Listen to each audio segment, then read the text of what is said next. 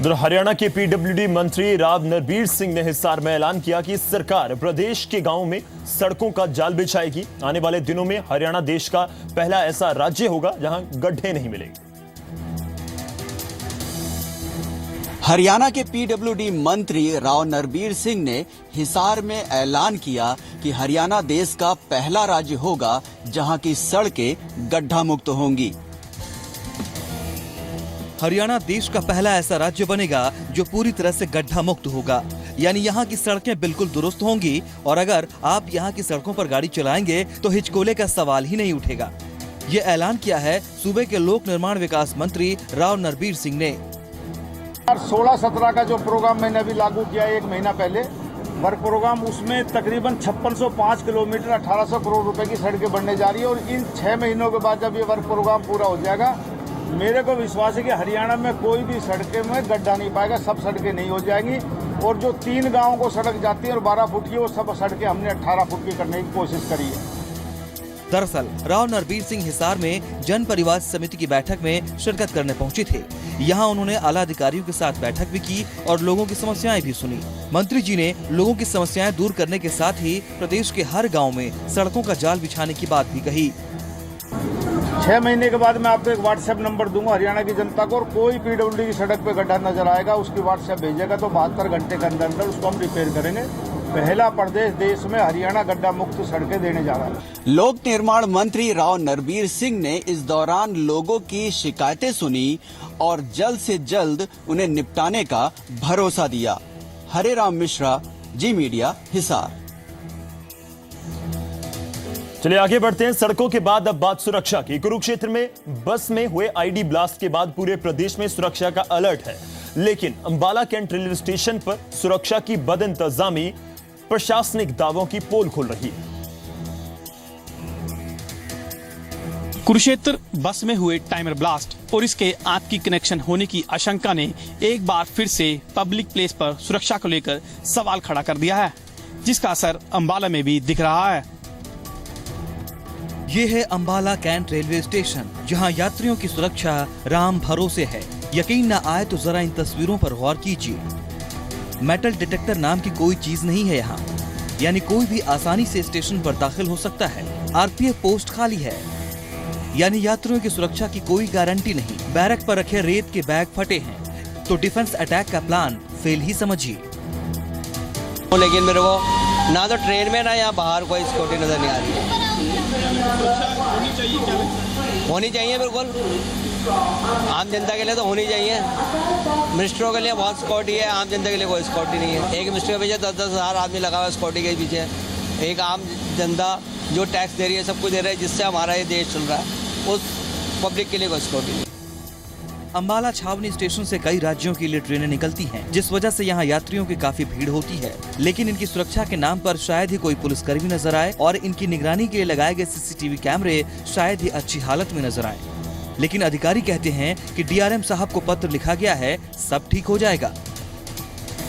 कल से बम विस्फोट की घटना हुई है, उसके बाद जैसे ऊपर उच्च अधिकारियों के आदेश आए हैं, हम बार बार स्टेशन की चेकिंग कर रहे हैं। हमारी 3 टीमें अलग अलग टाइम में शिफ्टों में चेकिंग कर रही है। यहाँ सीसीटीवी कैमरा हमारे स्टेशन पे हैं जरूर, लेकिन वो सही तरीके से प्रॉपर तरीके से काम नहीं कर रहे थे। लेकिन उसके लिए हमने एप्लीकेशन डीआरएम साहब को दी हुई है, जिसके लिए प्रयास जारी है।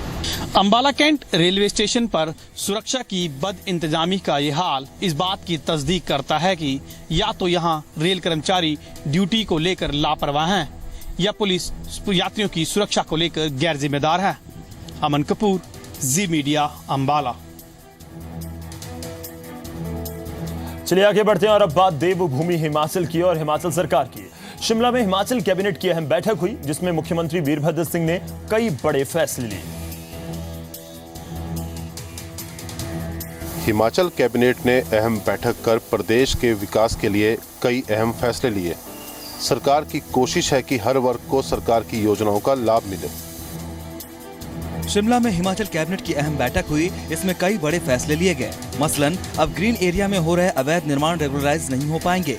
अवैध निर्माण पर पूरी तरह से रोक लगा दिया गया है। शिक्षा विभाग के कर्मचारियों का वेतन 1700 से बढ़ाकर 1900 रुपए कर दिया गया। डलहौजी निगम के अंतर्गत आजादी से पहले जमीन हासिल करने वालों को मालिकाना हक मिलेगा। शिक्षा विभाग के निरीक्षण के लिए विशेष जांच टीम का गठन किया जाएगा। हाइड्रो पावर पॉलिसी में संशोधन को मंजूरी मिली।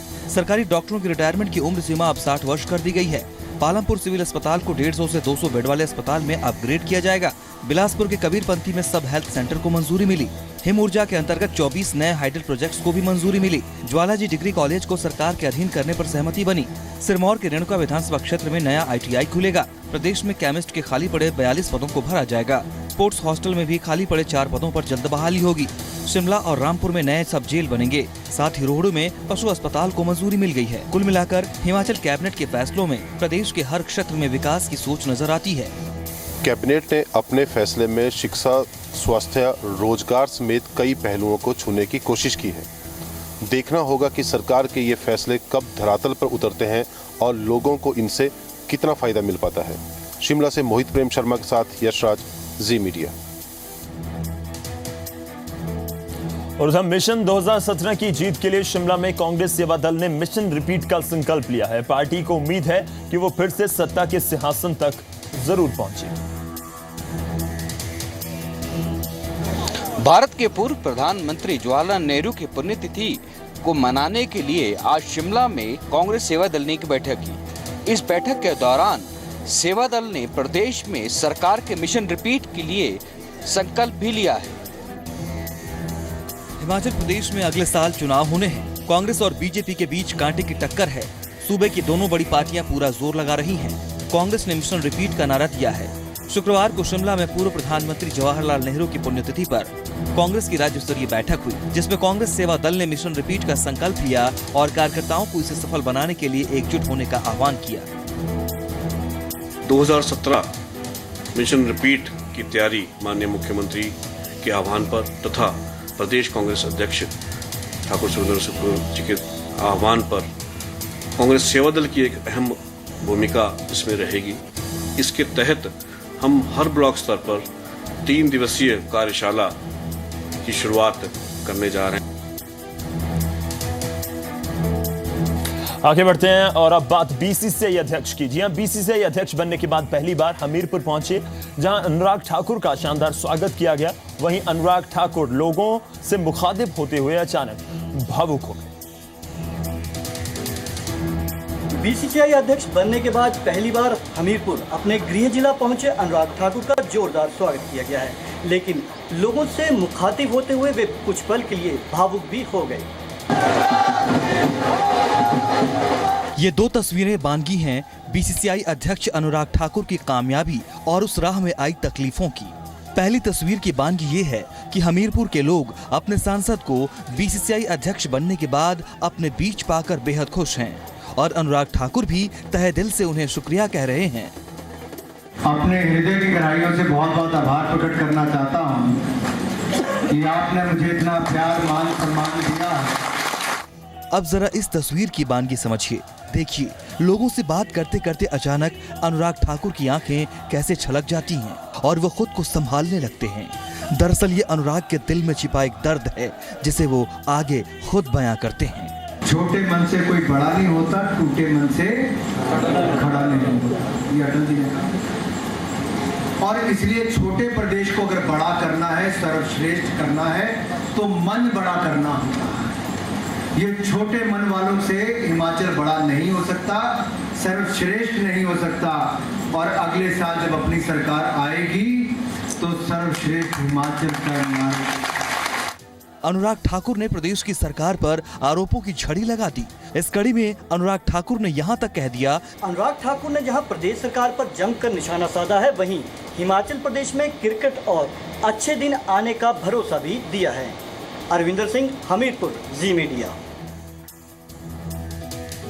और उधर जम्मू कश्मीर विधानसभा में आज भी कांग्रेस और नेशनल कॉन्फ्रेंस ने हंदवाड़ा इनकाउंटर और नेशनल फूड सिक्योरिटी एक्ट को लेकर हंगामा किया। हंदवाड़ा में हुई हत्याओं और फूड सिक्योरिटी बिल को लेकर आज जम्मू कश्मीर की विधानसभा में जोरदार हंगामा हुआ। इस मामले में कार्रवाई की मांग कर रहे नेशनल कॉन्फ्रेंस और कांग्रेस ने वेल में आकर हंगामा और नारेबाजी के बाद वॉकआउट किया। जम्मू कश्मीर की विधानसभा में जारी बजट सेशन में आज जैसे ही कार्रवाई शुरू हुई, विपक्षी दलों के विधायकों ने अपनी बेंचों पर खड़े होकर राज्य की बीजेपी, PDP सरकार के खिलाफ नारेबाजी शुरू कर दी। नेशनल कॉन्फ्रेंस की अगुवाई में शुरू हुए इस प्रदर्शन में कांग्रेस और निर्दलीय सदस्यों ने भी हंदवाड़ा एनकाउंटर मामले की न्यायिक जांच और रिपोर्ट की मांग की। इस दौरान नारेबाजी करते विधायक वेल में भी पहुंच गए, जिसके बाद सदन के भीतर मार्शल्स को मोर्चा संभालना पड़ा। बाद में नेशनल कॉन्फ्रेंस और कांग्रेस के विधायकों ने सदन से वॉकआउट किया। पिछले महीने हंदवाड़ा में सेना के एक जवान पर यौन उत्पीड़न का कथित आरोप लगने के बाद हुए विरोध प्रदर्शन में 5 लोगों की मौत हो गई थी। विधायकों ने नेशनल फूड सिक्योरिटी एक्ट के मुद्दे पर भी हंगामा किया। विपक्ष के आक्रामक तेवरों को देखते हुए आने वाले दिनों में भी जम्मू कश्मीर की विधानसभा में हंगामादार तस्वीरें देखने को मिल सकती है। और उधर सेना ने जम्मू कश्मीर में आतंकियों को करारा जवाब दिया है। बारामूला में 2 और कुपवाड़ा में 4 आतंकी मार गिराए गए, लेकिन एक जवान भी शहीद हुआ है। जम्मू कश्मीर में सेना ने आतंकवादियों को मुंह तोड़ जवाब दिया। बारामूला में 2 आतंकियों को ढेर किया गया, वहीं कुपवाड़ा में 4 आतंकवादियों को मारा गया। कुपवाड़ा में एक सैनिक भी शहीद हो गया। सेना ने जम्मू कश्मीर के कुपवाड़ा में कुछ इस तरह 2 आतंकियों को ब्लास्ट कर घर समेत उड़ा दिया। आज सुबह से ही आतंकियों और सुरक्षा बलों के बीच बारामूला के कुंजेर इलाके में मुठभेड़ चल रही थी। 2 आतंकी सुरक्षा बलों पर फायरिंग कर रहे थे। सेना ने बम धमाका कर उन्हें मार गिराया। हालांकि इस एनकाउंटर में सेना का एक जवान भी जख्मी हो गया। वहीं कुपवाड़ा के नौगाम में एक अन्य मुठभेड़ में सेना ने 4 आतंकियों को मार गिराया, जबकि सेना का एक जवान शहीद हो गया। We offered the militants surrender, but instead they fired upon the searching parties. We have coordinated target house जहाँ पे militant छुपे हुए थे और वहीं से फायर भी आया। जम्मू कश्मीर में पिछले कुछ दिनों में सेना पर हमले बढ़े हैं। गुरुवार को पुलवामा में राष्ट्रीय राइफल्स पर ग्रेनेड हमला हुआ, तो वहीं बुधवार को श्रीनगर में पुलिस के 2 ठिकानों पर आतंकी हमला हुआ था।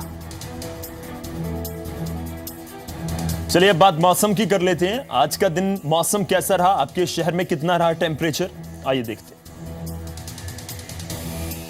दिल्ली सहित हरियाणा और पंजाब के ज्यादातर शहरों में पारा 40 डिग्री सेल्सियस या उसके ऊपर पहुंच गया है, जो फिर से भीषण गर्मी के संकेत दे रहा है। एक बार फिर से गर्मी आपको सताने की तैयारी में है। दिल्ली और हिसार में पारा 40 डिग्री सेल्सियस को पार कर गया है। हिसार में सबसे ज्यादा तापमान 42 डिग्री सेल्सियस दर्ज किया गया, जबकि दिल्ली में अधिकतम तापमान 41 डिग्री सेल्सियस रहा। वहीं गुड़गांव में 40 और चंडीगढ़ में 39 डिग्री सेल्सियस तापमान दर्ज किया गया। पंजाब के अधिकांश शहरों में भी पारा 40 या उसके पार पहुंच गया है। बठिंडा और अमृतसर में 41 डिग्री सेल्सियस तापमान दर्ज किया गया है, जबकि लुधियाना और पटियाला में अधिकतम तापमान 40 डिग्री सेल्सियस रहा। पहाड़ों पर भी बढ़ते तापमान का असर साफ तौर पर देखने को मिल रहा है। यहाँ शिमला में अधिकतम तापमान 27 डिग्री सेल्सियस पहुँच गया है, जबकि मनाली में कल के मुकाबले 3 डिग्री की बढ़ोतरी दर्ज की गई है। यहाँ अधिकतम तापमान 24 डिग्री सेल्सियस रहा, जबकि जम्मू में 38 डिग्री सेल्सियस और श्रीनगर में 28 डिग्री सेल्सियस अधिकतम तापमान दर्ज किया गया, जो बीते दिनों के मुकाबले ज्यादा है। मैदानों के साथ शिमला और श्रीनगर का तापमान भी बढ़त बना रहा है, जो पहाड़ों पर भी गर्मी बढ़ने की तरफ इशारा कर रहा है। ब्यूरो रिपोर्ट के साथ संदीप सिंह, जी मीडिया। 25 खबर 25 रिपोर्टर में आज के लिए इतना ही। इजाजत दीजिए, धन्यवाद।